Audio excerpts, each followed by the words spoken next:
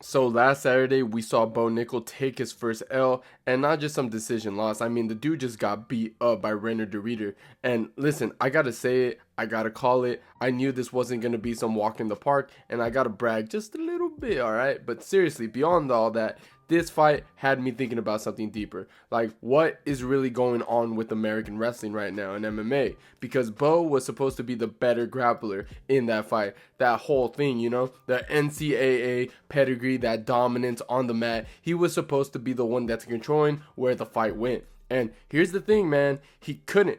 He didn't, and yeah, I get it. DeRidder's a big dude for that division. He's long, he's strong, and he knows how to use his frame.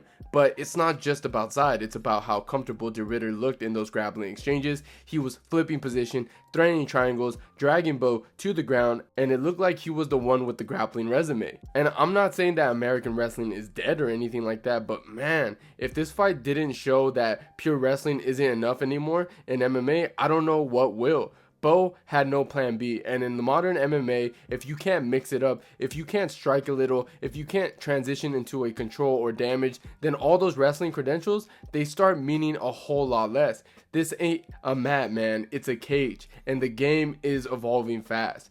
And I'm gonna be real with y'all, I'm not the first person to point this out. The whole idea has been floating around the MMA space for a minute now. But after Bo Nickal's loss, man, it's becoming more and more obvious than ever. There was a time if you had a real wrestling credential, like NCAA champion, Olympic trials experience, that kind of pedigree, you were basically on the fast track to the top. It was like, oh, he's a D1, he's locked for the top 10. You didn't even have to strike well. As long as you could wrestle, you can shut guys down. But now that blueprint doesn't hit the same anymore. It's not just Bo. I mean, look at Aaron Pico, one of the most hyped American wrestlers ever, junior world champion, freak athlete, came in with all that buzz, and he got derailed early because he was relying too much on his athleticism and not enough on development. Or even someone like Ed Ruth, another decorated NCAA guy who came into Bellator with hype and just couldn't string it together. That's the point, man. That's the point I'm making. Having a great wrestling resume doesn't automatically translate to high-level MMA success anymore. It used to, but now the sport is so well-rounded too. It evolves so much.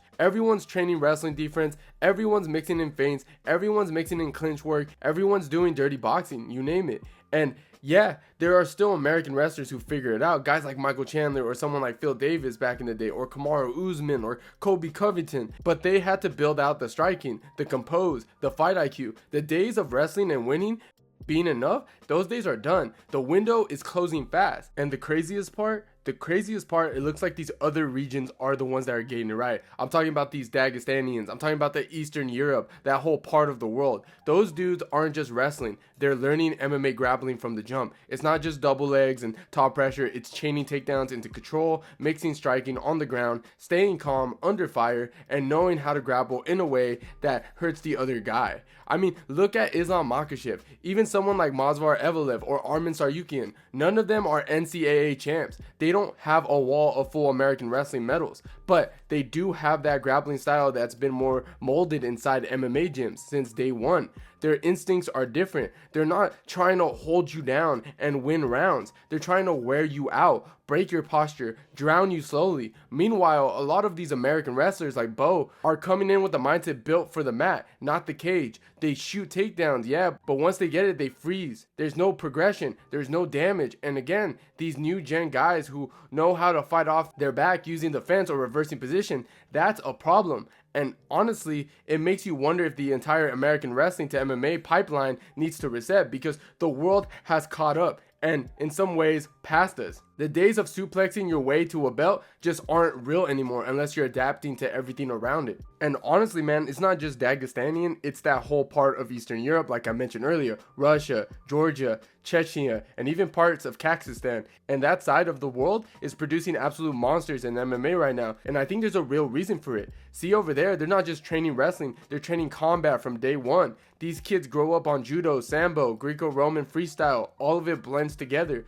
By the time they're teenagers, they've already been through dozens of real fights, scenarios, and they've been coached to mix it all together in a way that actually works in the cage. It's not one dimensional. It's not here how to sprawl and brawl or here how to lay and pray. It's full MMA grappling from the start. Now compare that to the American wrestling system, and it's completely different structure. In the US, wrestling is a sport, not a fighting base. You wrestle in high school, maybe college, and it's all points and control. It's not about damage. It's not about submissions, and it's definitely not blending it in with your striking. So when you got people transitioning to MMA like Bo or Pico or Ed Ruth, they started behind a key area. Yeah, they're explosive. Yeah, they can shoot double legs better than anyone. But once it hits the ground, they're often clueless on how to finish a guy or stay safe from a real jiu-jitsu guy or a submission artist. Meanwhile, over there in Dagestan or Georgia, the fight culture is built different. It's crucial. It's respected. These guys aren't just learning how to win. They're learning how to break people. The cardio comes from the mountain training, and the discipline coming from the coaching environment and mentality. They're built to suffer. They don't panic in bad spots. They don't burn energy. They just slowly suffocate you. Even someone like Arman Tsarukyan, he's not some gold medalist in wrestling, but his grappling is straight up elite. Why? Because it's all MMA specific. He flows between shots, clinches, scrambles, damage, all while defending submissions and landing ground strikes. That's the evolution. And let's be real, American wrestling hasn't caught up yet. The training is still silo. A lot of wrestlers here train wrestling, then maybe box a bit, then try to piece it together later, but by the time they figure it out, they're already in the UFC spotlight, getting tested by guys who already been doing MMA style grappling since they were 12. That's what we're seeing. That's why we're seeing these elite NCAA level guys fall short. It's not that they're bad, it's that they're incomplete. And that brings me to someone like Bilal Muhammad, because this guy who's proving exactly what I'm saying. Bilal doesn't have this crazy wrestling credential. He's not an NCAA champ. He didn't come out of some elite collegiate program with walls of full of medals. But look at him now. He's one of the best wrestlers in the UFC, and he's done it in a way that perfectly adapted to MMA. Why? Because his style built for that game. He doesn't wrestle for points. He wrestles for control, sometimes for damage, it's Bilal, and to dictate where he takes the fight. He mixes it up. He uses striking to get into range, clinches smart, and when he takes guys down, he's not just holding them, he's peppering them, he's drowning them, he's making them work, and most importantly, he doesn't stop. That consistent grind is what separates him from a lot of these credentialed wrestlers who are still trying to force their mat game into the octagon.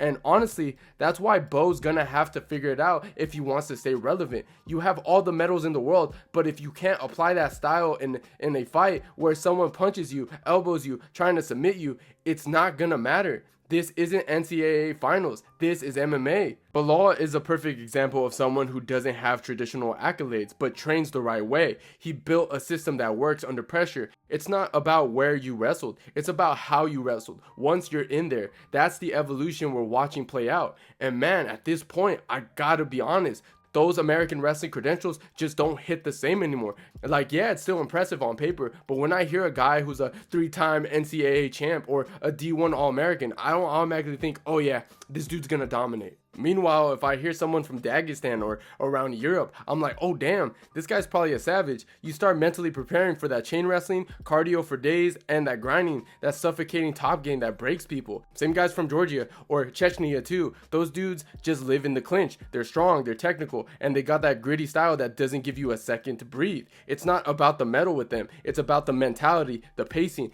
the way they've been molding since they were kids to fight, not just wrestle. Now, don't get me wrong, there are still American grapplers who are great. I'm not saying we fell off completely, but in terms of the guys who transition best into MMA grappling, the ones who can strike, clinch, scramble, and threaten subs all in one sequence, it's not the usual decorated American wrestler anymore. That reputation has shifted, man. The world has caught up, and at this point, I trust a well-rounded grinder from Caucasus way more than some NCAA champ who's just now learning what to do off his back. That's just the reality of where MMA is today.